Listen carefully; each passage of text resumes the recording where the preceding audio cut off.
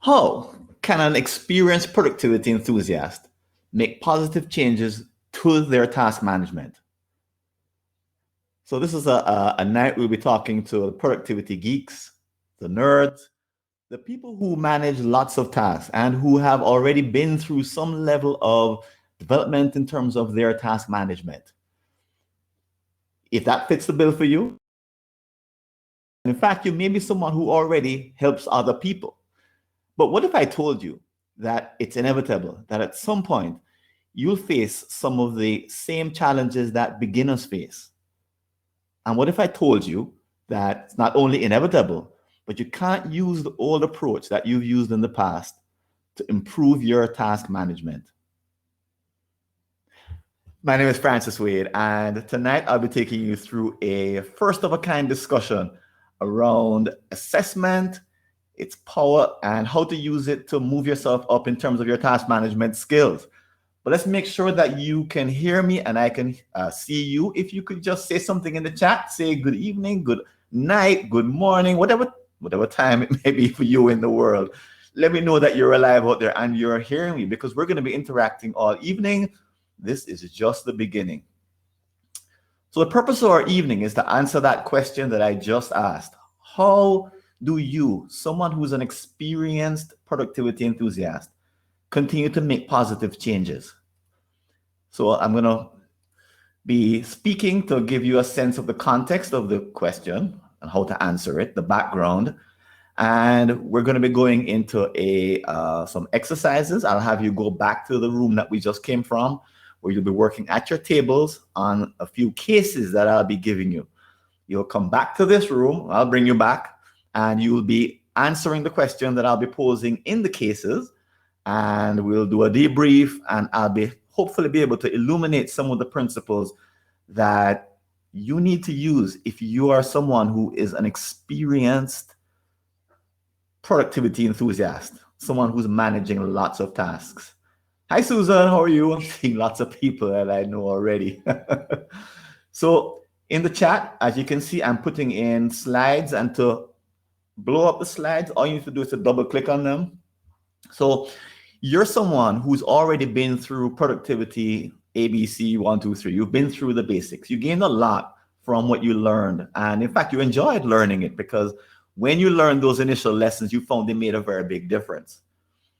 Probably because you were kind of a beginner. So everything you did worked. And it was kind of thrilling, right? You probably remembers what that was like to make some initial changes to your task management and feel the thrill of them actually working as you got better.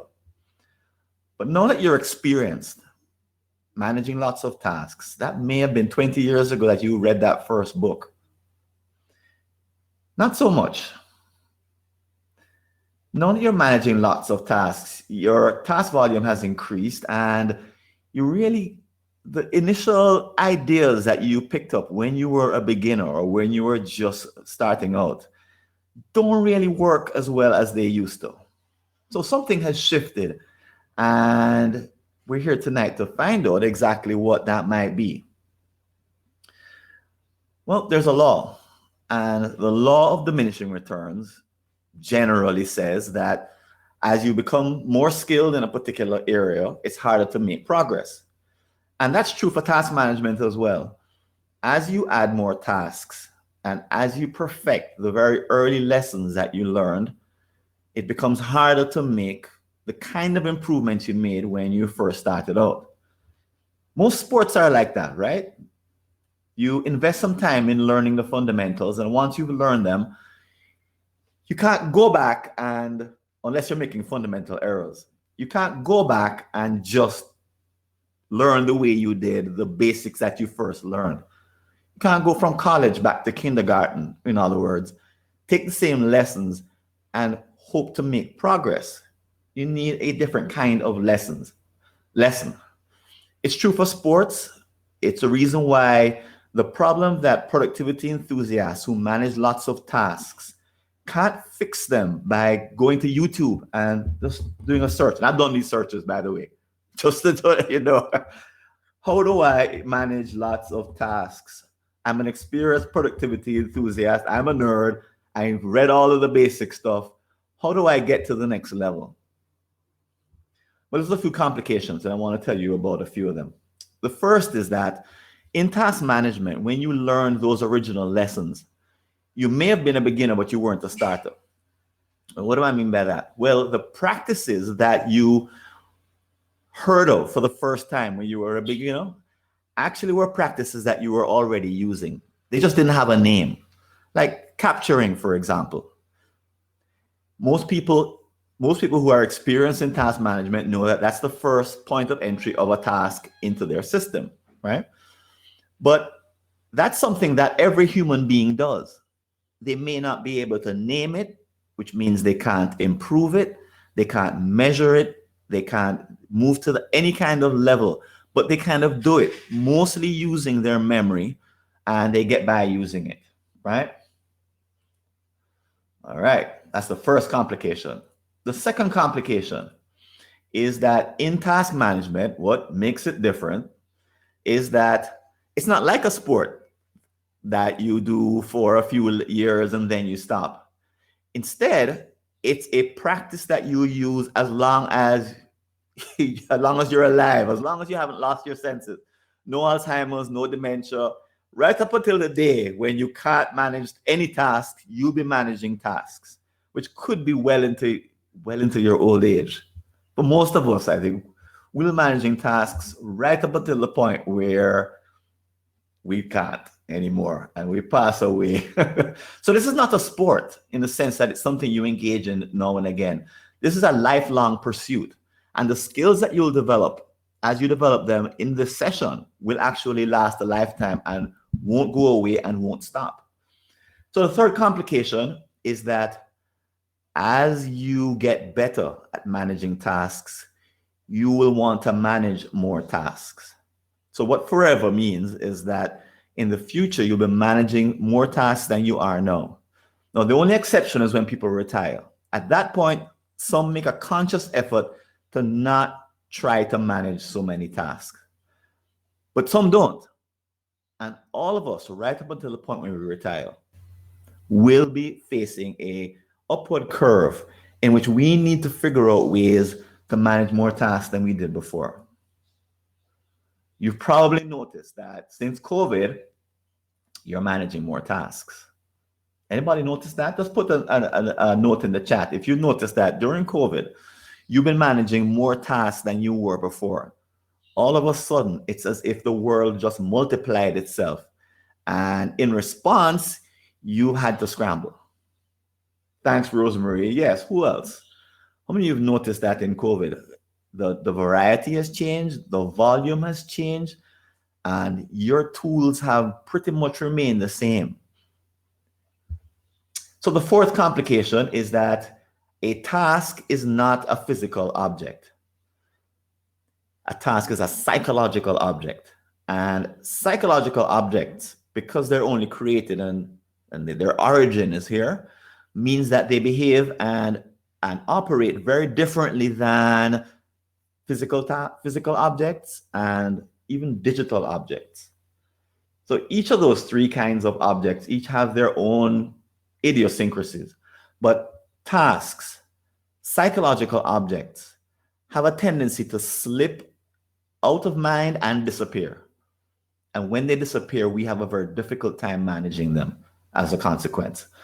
Okay, so with those complications, this is why you can't just go to YouTube. What most of us are hoping will happen, those of us who have studied under other schools of thought, who have studied, read books, taken courses, is that we're hoping that there'll be a guru who'll come and save us, right? Because it's happened before. Someone bright.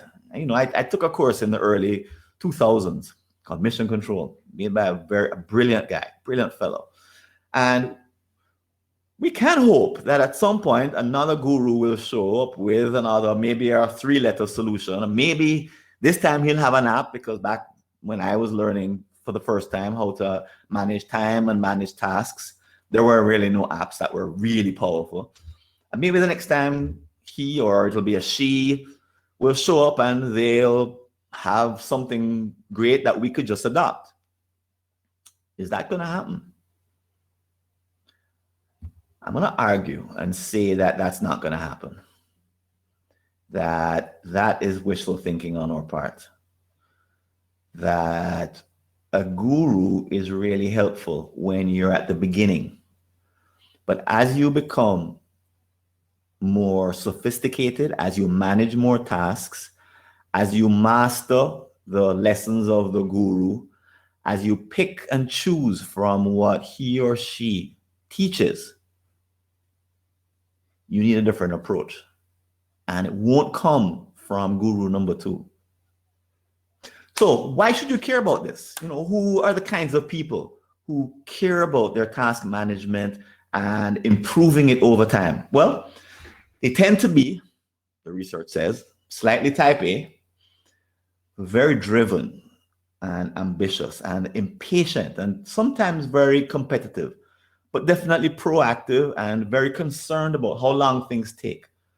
And they often use their calendars to manage their activities because they're interested in accomplishing aspirational and sort of ambitious kinds of goals that other people will kind of say, doesn't he ever take a break? Have you ever met a CEO or a managing director who also does marathons in his or her spare time? A lot of them tend to be type A, and a lot of them push the envelope of what they can accomplish. So the kind of people who care a lot about this, and if this fits, consider and just think about it for a moment.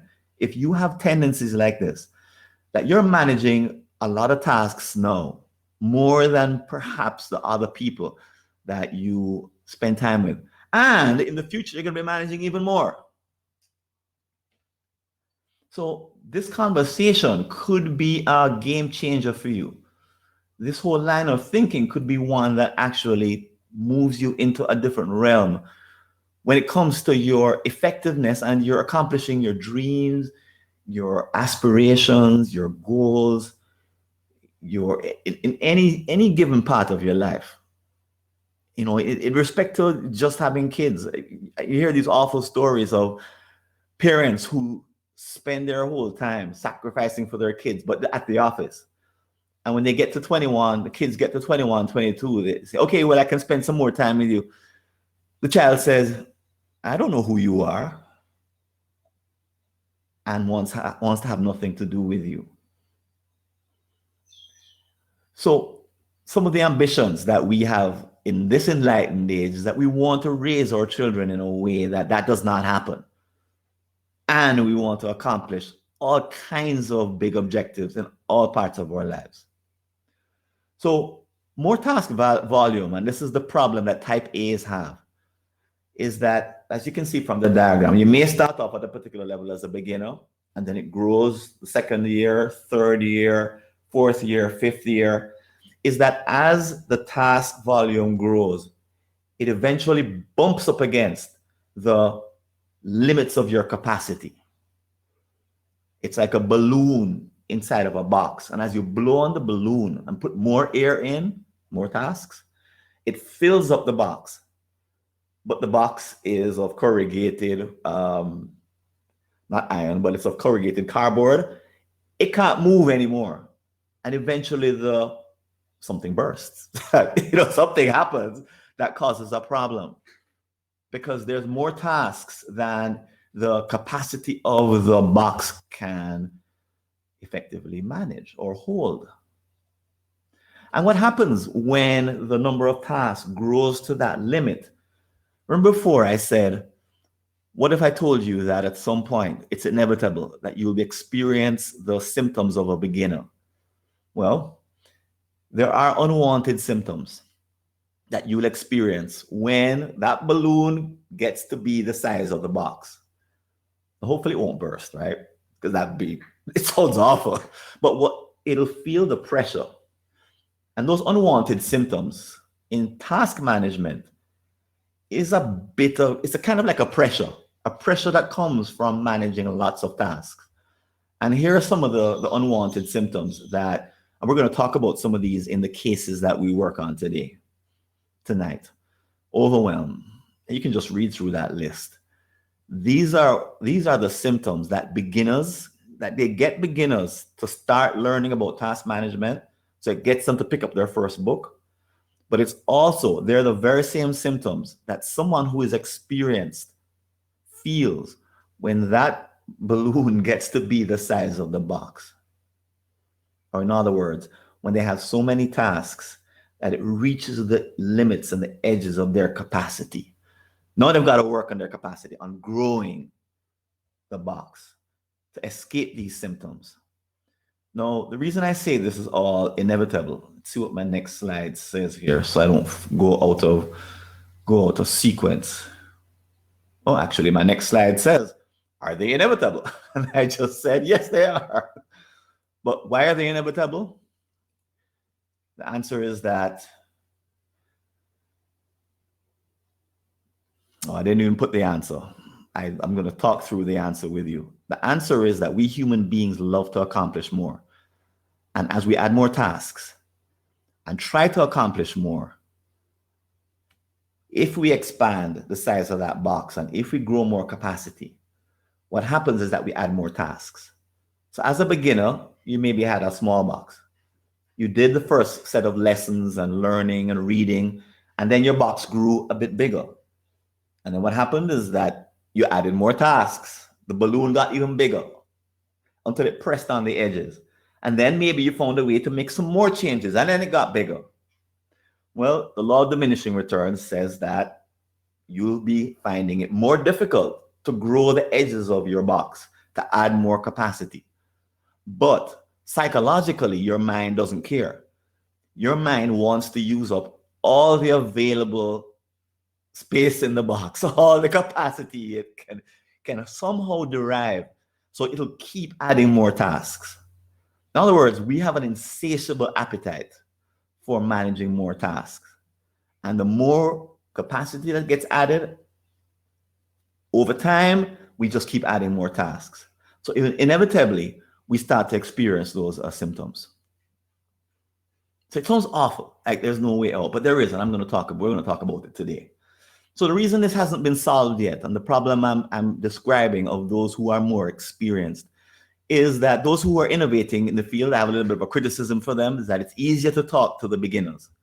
It's not as complicated to sell things to them. Complicated stuff is harder to sell. The 4 complications I shared before are even more difficult.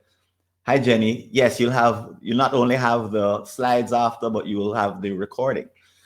So don't disappear though. And another reason it hasn't been solved yet is that the results are unclear. That if you do take someone to tackle this business of increasing the size of the box because they are an advanced enthusiast, productivity enthusiast, what does the end result look like? It's much harder to teach someone. It's much easier to teach someone, just do this, just do that, and just do the other, than it is to tackle what looks to be a big problem. So if you don't solve this problem today and you say, oh, Francis, you're overblowing it, no, I don't think it's that bad. Or, well, what you could predict is that you may continue to be plagued or distracted by shiny objects. So what are some of the bright, shiny objects that are out there? Well, every week, 2 weeks, I'm someone who follows these things.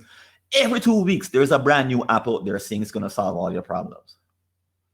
And you look at it, and it's written, and it's the graphics and the GUI, the way it's set up, the integration it has with Google Calendar. It's on your phone, it's on your laptop.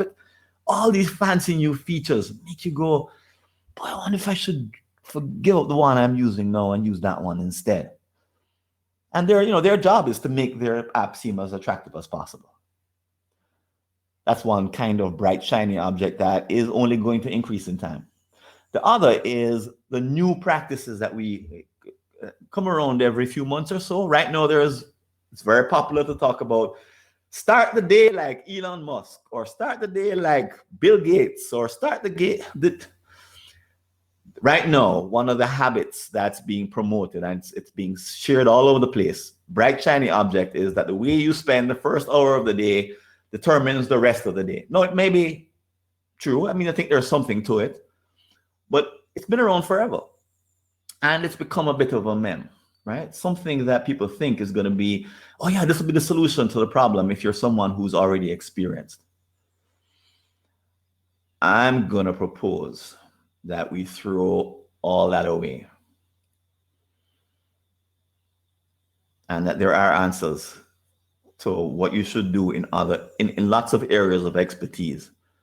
So pick a sport, pick something like chess, pick an area of academic study, pick anything that requires an investment of time and effort. And the law of diminishing returns is true no matter what. You always get to the point where as you put in more and more and more and more studying, you get fewer and fewer results. But there's a change you have to make, a switch. And the switch is towards something to do with self-reflection rather than chasing down a guru.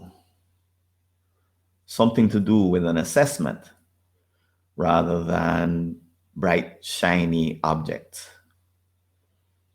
So if I'm talking to you and this is resonating, I imagine that you're what we call a multitasker in our online community. You're a little bit type A, right? You are faced, we will always have a question of how do I manage more tasks? It'll always be that pressure, like a balloon on the box. As soon as you can do more, you do more. As soon as you get more capacity, you immediately use it up. And if you're like me, the unwanted symptoms are just around the corner. So we're going to be using all that I'm saying tonight in the exercises. So don't forget any of it. You'll be carrying it into the cases that you'll be examining and reporting on tonight. But I really want to take you from the place where you may have felt a bit alone, because almost no one speaks to us, people who are already experienced and already know the basics. And no one provides answers. I'm going to provide some answers tonight, or attempt to. And the reason I can speak with a bit of experience is because I used to teach a guru-like course back in the early 2000s.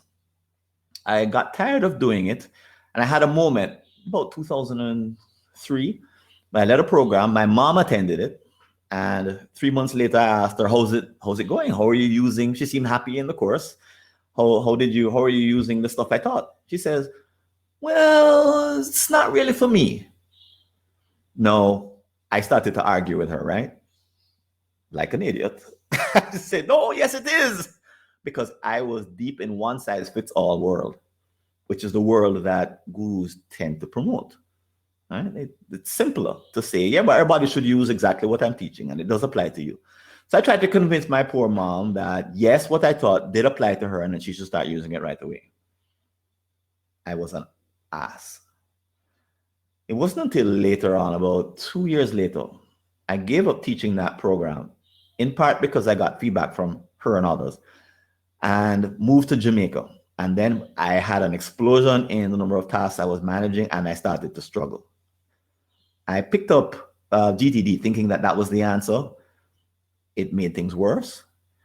And the reason it made things worse is that it was actually geared for lower task volume than the system I had learned in the early 2000s.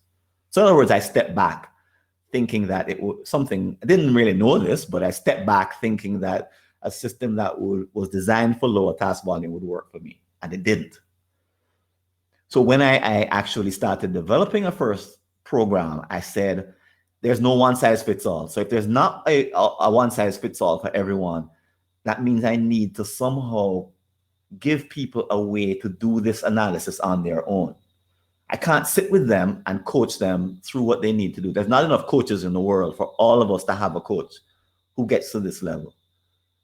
We need to figure out a way to do our own diagnosis and our own analysis. And that's what today is all about. How do you do the kind of assessment as someone who is experienced managing lots of tasks that can make a difference? How do you change gears? So I've talked a lot. And at this point, I want to see if there's any questions before I go into the agenda, or as I go into the agenda. Just drop some questions in the chat if you have any that are there right now that I can answer. Because we're going to be covering 3 points. The first is I'm going to contrast slow versus rapid assessments, pros and cons. We're going to be doing an exercise. So we're going to break from this format. We're going to go over into the networking mode, which is those of you who came early. Remember, we're at the tables. We're going to go back to the tables. You're going to work in groups. You're going to work on 2 cases, and then you're going to come back and report. And then finally, the final part is the coming back to the report. So I don't see that there's any questions. So Romaine asks, why not limit or reduce tasks versus expanding the box? Great question, because that's some of the advice that is given to type A's. Well, I'll tell you why it doesn't work. It runs against the psychology of wanting to accomplish great things. Now, some people say, why don't you just cut back your number of projects? Well, if you even have 1 project, if you're someone who is very driven, what the research says is that you will broaden the depth of what you're trying to accomplish, the 1 project, and you'll create tens, hundreds of tasks to accomplish your objective. Asking someone to cut back the number of tasks is like asking them to step back from their commitments. Now, a type B might do that, and type Bs do that. Type A's don't. So really what type A's do is they keep pressing in the direction of more. And it's not a compulsion. Sometimes it may be, but most times it's not. It's just a commitment to do something extraordinary. And with that commitment, which you don't take away very easily, because for type A's, it's a part of who they are. Taking it away is like taking away oxygen. This is who they are. And Romaine, it's hard to take away that part of who that person is. So very great question. That dynamic is very, very frequent.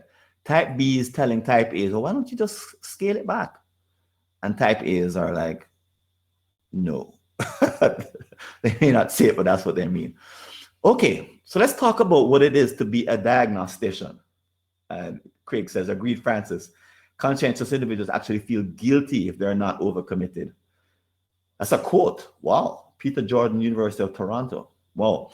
And yeah, Romaine, burning out is a huge issue for type A's. And they need advanced techniques to prevent that from happening.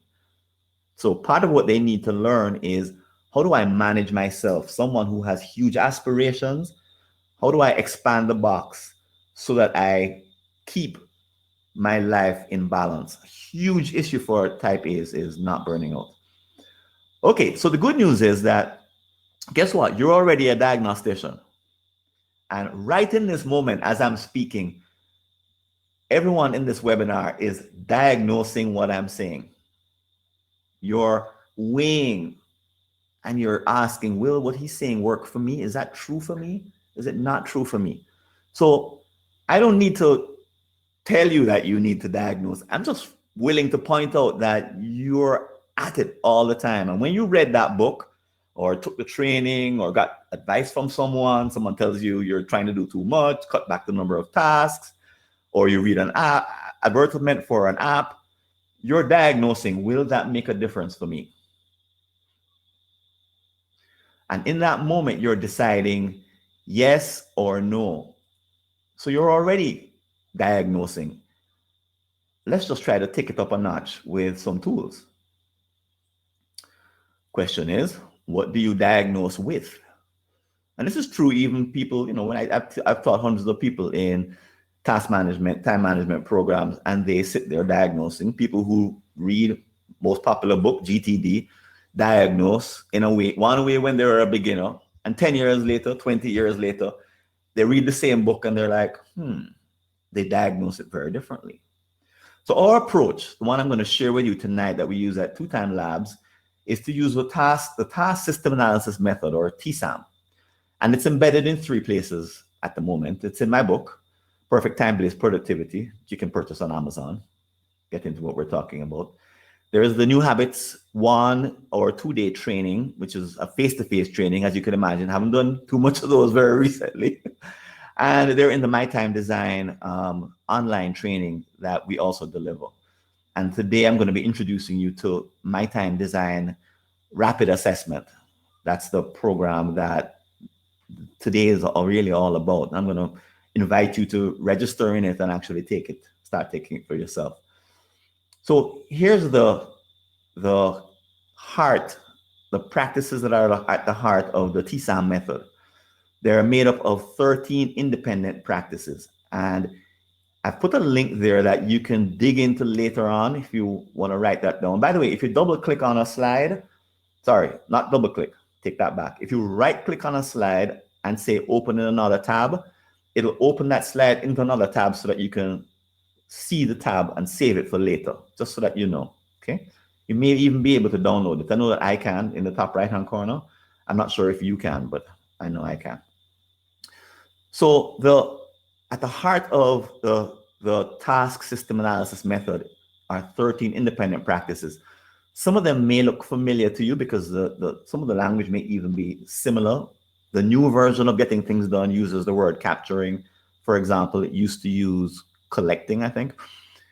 So the idea is that tasks come into your system, they get captured somewhere for safekeeping, and then later on, at some point, they get emptied from the point of capture.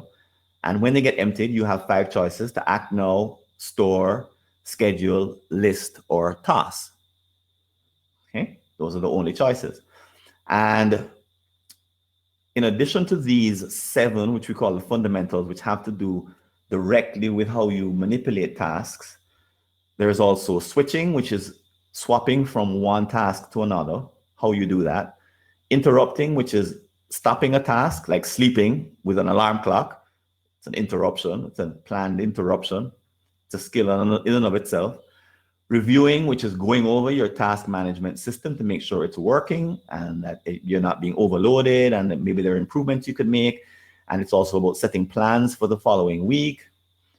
There's warning, which is about checking to see if your system is about to break.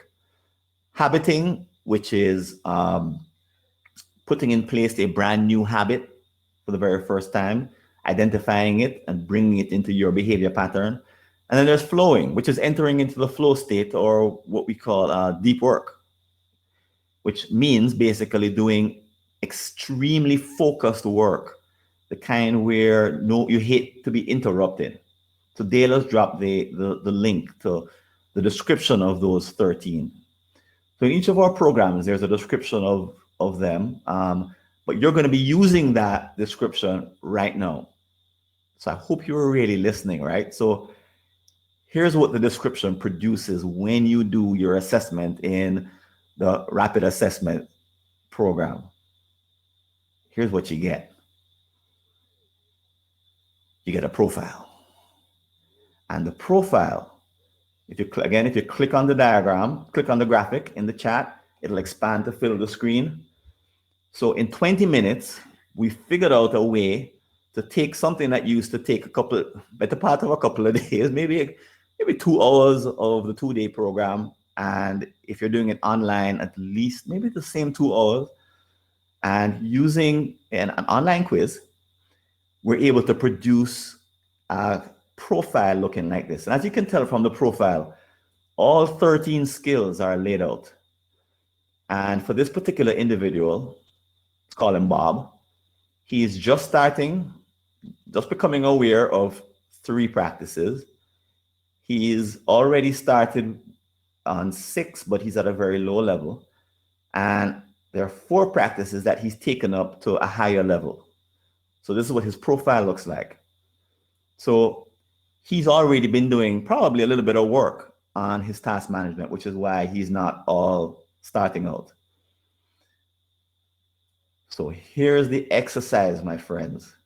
And you may find this intriguing and challenging at the same time, but the way it works in the rapid assessment program is that you take the online quiz, which takes about 20 minutes to complete. You get a profile for yourself, you analyze that profile, and you develop a Pareto improvement plan. So a Pareto improvement plan is a list of improvements that involve a small change that have a big effect, or they make a big positive improvement.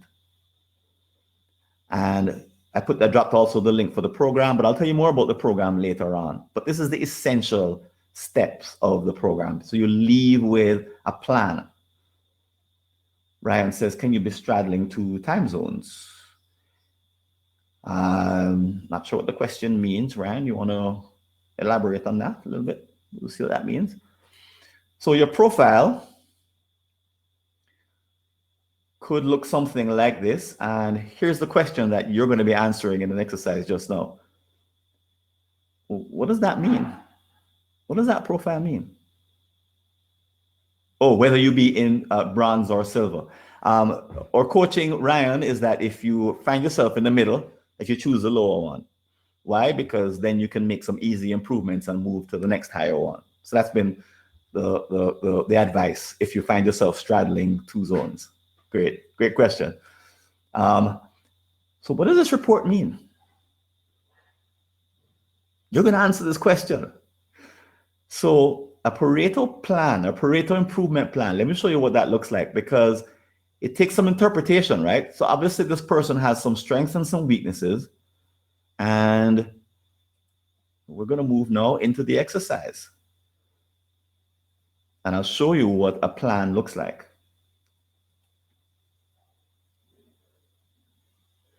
So what I'm going to do is actually I'm going to give you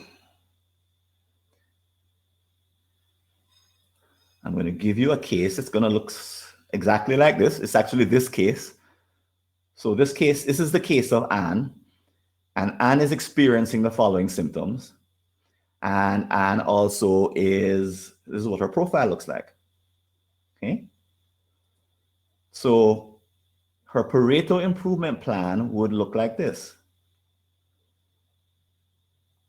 For example, so Anne may say, okay, I want to improve. A 3-step Pareto improvement plan would say, improve emptying to the goal level. First one. Second one, improve tossing to the goal level. And third, the third step would be improve habiting to the bronze level. So let me tell you, this is an awful plan. Of how you could analyze Anne's profile and come up with 3 improvements that she could make. And that's what the exercise is that you're just about to engage in. What is a good plan for her to engage in? So here are the steps I'm going to have you have some fun with. Welcome back. I'm eager to hear what you came up with as in your discussions as a team. Rosemary. Well, that's great because we only did Anne. Okay, great. Note to self, 12 minutes is the time it takes to do one. Okay, I'll remember this next time. Yeah. And if we had more time, we'd still be at it. All right. So we actually looked at all her issues, and we looked at lost information. We thought we could bump her up to maybe bronze. We're on the fence. So we said, we realized that you put listing and scheduling together. So we are taking that as one. Okay. Right, and not two. So the first change she should make is what then? We can put listing and scheduling. Yeah, you could do that. Yeah. Right. That's what I was thinking. But for the loss of information. So you would move listing and scheduling and move it up to, I guess you would go to a bronze. A bronze, right. Right. That was something we weren't sure of. Can we only move them up one level? Yeah, the recommendation is that for the sake of the exercise, one level. Yes. Okay. All right. We'd also move. I think I'm wondering if we did it wrong now. Another time looking at your improvement plan. Emptying, tossing, habiting. All right. We also looked at. All right. Let me look back at it instead because I can't see that tiny thing. Okay. So what we did was tackle the symptoms. Okay. Right. Right. That's the way to do it, right? Okay. So feeling of overwhelm, we thought that moving scheduling from just starting as well to a bronze. Okay. Would take care of that. And it would also help and switching as well. So it would help with switching would help with multitasking and feeling of overwhelm.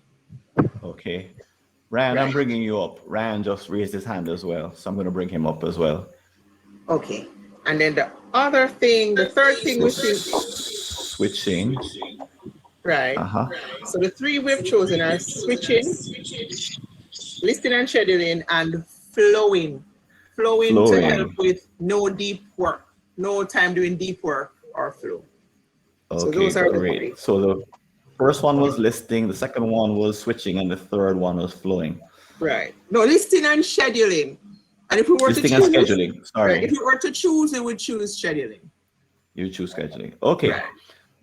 All right. So so there is a kind of a right answer to this from my point of view. Now, when I say right answer, you have to take that with a grain of salt because we don't really know what's going on in Anne's life. We Right. don't have a lot of detail. But the general recommendation for someone like an Anne with that profile is that they need to start flowing first. So the third, you put that as your third choice.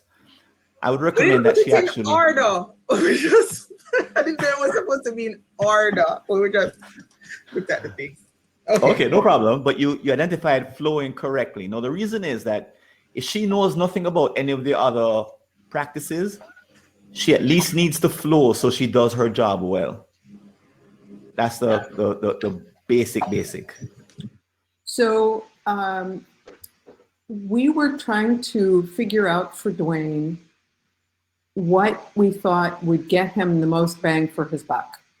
Right. So what's the leading item that's going to impact the others the most? Right. And we thought that his three and a half really weak areas were scheduling. He rushes from one thing to another. And that suggests that he's not controlling his calendar and that he's doing an enormous amount of switching and possibly interrupting. So we thought that if he were able to schedule better, that the improved scheduling would give him more opportunity to do all the other things. Okay. Fair enough. So that was kind of our that working on his scheduling would allow for less switching. Okay. And would help him, force him to identify the interruptions. And then we weren't certain how far to push that, kind of thinking that if those things moved up to bronze, that at that point, we'd probably want to do a reevaluation. Okay. Again, to see what of his effort is going to get him the most return. Okay. What Liz is saying is exactly how it works in real life. That whereas you can make a plan for 3 changes and you can be somewhat accurate, the truth is when you make a change, because you're looking at a system that's interconnected, it will result in different symptoms. So it pays to make a change and then observe the system to see what happens next. That's a great observation, Liz. No, there is a right answer, like I mentioned. A right answer. So there isn't really a right answer, but the recommendation that I would make would actually be capturing. And the reason is that when someone is a bronze in capturing, it's such a low level that it pollutes the rest of the system. It's the entry point for all tasks. And when that's a low skill, every other task downstream suffers as a result. So the first recommendation I give to people after flowing is that they need to get their capturing up to at least a silver level, and then they could look at the other skills. Now, again, this is not like an exact science. Whereas we've studied hundreds of profiles and we have data on lots of people who've done this, it's still not like exceedingly scientific and exceedingly exact. So the best I could tell you is that we are making very informed guesses or very informed judgments. And where I want to take this to is to have you guys make these judgments for yourselves, of course. Great. So Liz, thanks so much for that insight. That's excellent. I'm going to bring you down. Guys, we don't have any more time actually to bring anyone else up. Thank you again, Liz. Thank you. I see a whole lot of hands going up. The time is upon us. So let me ask you a question. What if I gave you a case that had no symptoms? What then? So imagine there's a John Doe and John Doe has no symptoms. So put your answer in the chat. Let me see if you guys come up with, this one has a right answer, but let's see if you could guess. What do you do if there are no symptoms? That none of the symptoms. He's not sick. Okay. And then what does that mean, Rosemary, that he's not sick? Susan says, reality check, there's always something wrong. But let's really assume that, he's actually fine with where he's at. Well, I'm not hearing from, okay, there's Jenny. Have a conversation. He may be in denial. What if he really, he really has no symptoms? So there's a right answer to this one too, in the sense that I have a recommendation. So if there are no symptoms, he may not need to make any changes. Okay, so there are conditions in which his system is actually working as designed. There are no errors and no unwanted symptoms that are coming because his balloon is smaller than the box, to go back to the picture that we drew before. In other words, his task management system has enough capacity to manage all of the tasks that he has on his plate. And when I meet people like that in my programs or anywhere in my training or anywhere in real life, I say, anything. And I may add at the end of that, for now, because what I really mean to say is, if you don't foresee an increase in task volume, if you don't see that your tasks are going to be increasing, then you don't need to make any changes. So Mr. John Doe, if you look to the future, maybe you're going to retire in a year's time. You may do well enough by just holding on to the system that you currently have and keeping your profile the same. But if you look into the future and instead John Doe is 25 years old, I would say you maybe want to prepare yourself for a life of way more tasks than you're currently managing. And if you start to increase your capacity as just a habit, as a routine, you may be able to stay ahead of the game and not fall back. Because it's the pain of feeling that your task volume is so big that it's now reached your capacity. That pain causes the unwanted symptoms. And if you can act long before those symptoms occur, you're not just a smart person. You're not just it's not just a brilliant tactic. This is a particular way to live. And Liz says maybe he's undershooting and aiming too low. That's possible too. So after a conversation where you say, well, what do you have going on? You say, well, not much. If you get a response like that, it could be that the person is just kind of barely getting by in life and happy. So there's a different conversation to have about their motivation. But the point is that even though some of us have these type A tendencies and we want to accomplish more, everyone is that way. And we may not be that way forever. And certainly my mom wasn't that way when she sat in my training program. She was satisfied. And the right answer is to allow them to be satisfied and to support them if they get to the point where they want to make changes. But this isn't a mad rush to get everyone to get to a goal level. Okay? The point is that you can be quite happy where you are. Okay, so there's room to just be okay and be okay with life as it is.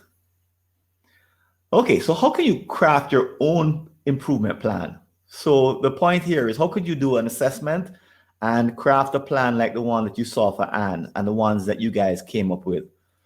Well, to do that, there's a shifting and there's a switch that you need to make. And the switch is from relying on a guru to tell you what to do to becoming the kind of self-diagnostician, doing the kind of self-diagnosis, doing the kind of assessment of your personal profile that allows you to move to the next level, that enables you to generate a profile that allows you to figure out these Pareto improvements. So I want to tell you some about the rapid assessment program, because this is where we have engineered a way to come up with a 20-minute online quiz that actually generates that profile. And within an hour, you can actually complete the entire program in terms of going through all the materials. You probably want to hang around longer to actually make the improvements, but in an hour, you can have a plan that's based on your profile. So what it is that it took a bit of a breakthrough in thinking on our part to go from cutting down the way the profile is developed in our live programs, in our online programs, and in my book, to doing it online in 20 minutes, and found that that gives you an excellent snapshot, an idea of where you are. And tonight I want to invite you to register into the Rapid Assessment Program. And let's see if I can get the right slide up. As I said, it takes 20 minutes to get that first assessment done. We have an online community of learners that you'll be sharing your profiles and giving each other fact-based feedback. Because here we're talking about a behavioral assessment, capturing, emptying, tossing. Those aren't psychological, they're not personality-based, they're behavior-based. So there's way more accuracy. And for a limited time, definitely there tonight, the price is $39 for the My Time Design Rapid Assessment Program. Fortunately, we have a 30-day money-back guarantee, so you can actually try it out. And if you don't like it, it's not working for you, you can ask for your money back.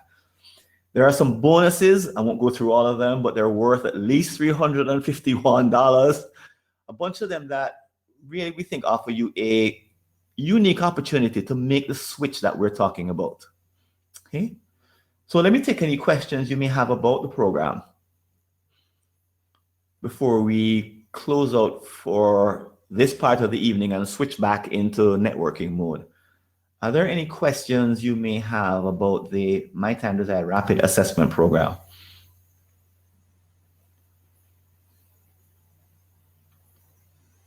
Can you take the quiz without joining? The quiz is part of the program, Pat, to answer that question, to get that profile.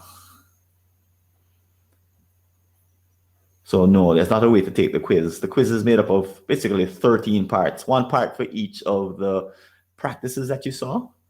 That's why it takes 20 minutes if you go through really fast. Is this a one-time assessment? Or you can absolutely reassess later. Yes, of course, that's what we recommend that you do. So you'll always have access to the assessment tool. Yes, we'll recommend that you actually go the next level and take our next training or read my book and actually do a more in-depth assessment, which takes longer.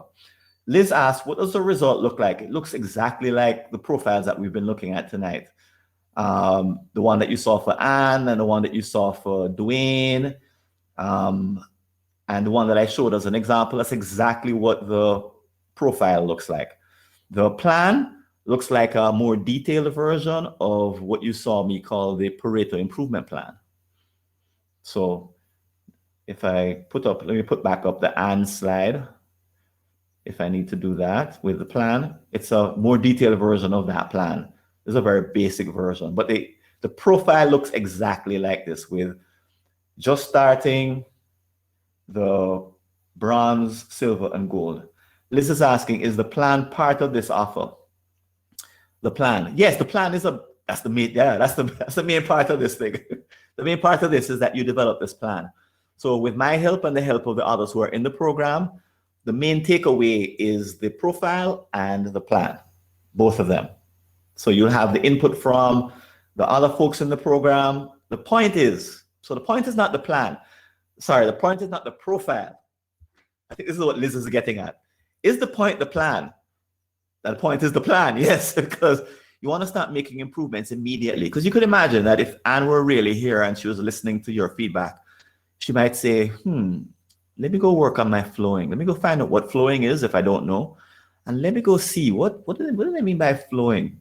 Or now that I've learned what it is, let me go start working on it. So when you do these Pareto improvements, the good news is that as soon as the profile is done, you can pinpoint the improvements you need to make. And I'll coach you in how to focus in on the improvements that provide the biggest bang for your buck. And that's the point.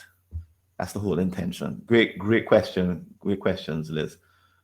Any other questions?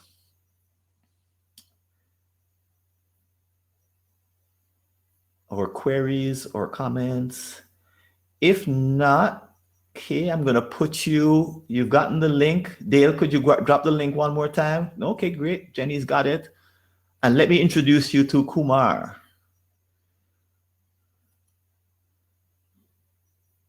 So Kumar is, this was a slide for us to transition into this part of the evening, but this is almost the last slide. So Kumar is the last person for us to diagnose. So we won't be coming back to presentation mode. I'm just giving you to this as another fun exercise for you if you'd like to continue when we go into networking mode. So you can have a chance to talk with other folks, go through the Kumar case. I could give you a hint and tell you the answers are not the same as the other two cases. This is a different answer, right answer, right? But it's just another opportunity to analyze Kumar. And really, what I really want for you to open up for you is this whole new world of self-diagnosis, and have that be the way in which you look to make improvements from this point on. That when in the hour that we spent together, this little bit of exposure is the beginning of something, a switch from looking for answers from outside to finding answers within. It's just that finding the answers within takes some skill. It takes some focus and some peculiar effort, but it's really what pays off. Okay?